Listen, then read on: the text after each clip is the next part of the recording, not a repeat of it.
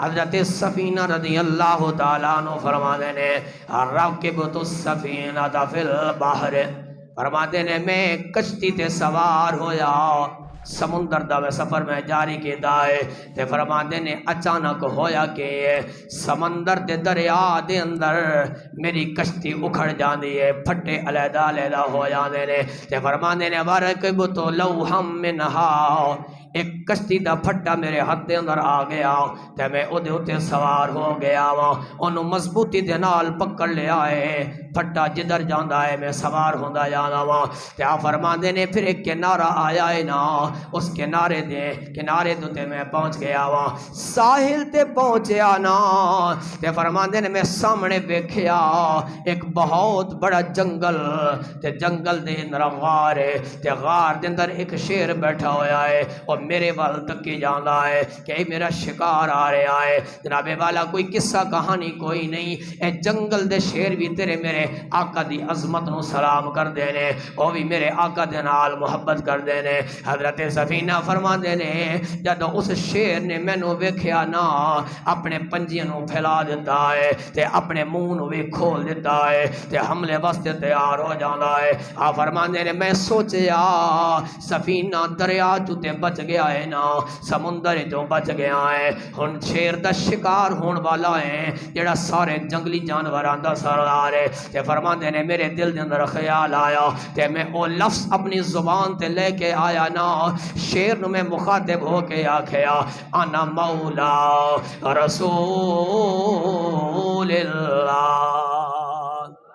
او جنگل دے شیر منیا تو جنگل دا بادشاہ ہے، تو جنگل دا بادشاہ ہے، پر تنوں پتہ نہیں میں کون ہوں۔ عرض کردہ ہے میں تو مینوں نہیں جاندا، میں محمد دے مصطفیٰ دا غلام، محمد دا نوکر ہاں۔ جناب والا جدو شیر آپ دی بولی نو سندا ہے جڑا حملہ کرنے واسطے تیار سی، جنے اپنے بازو اچھال لے سا، جنے اپنا منہ کھول لیا سی تے اپنے سر نو جھکا دیندا ہے، اپنے سر نو جھکا دیندا ہے۔ شاید اسے موقع تے عاشق نے ترجمانی کی دی ہے، کہندے نے آگ سفینے شیر تائیں آکھیا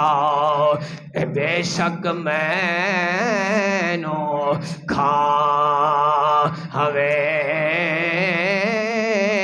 میں غلام رسول اللہ دا، مینوں سوچ کے تو ہاتھ پاوے۔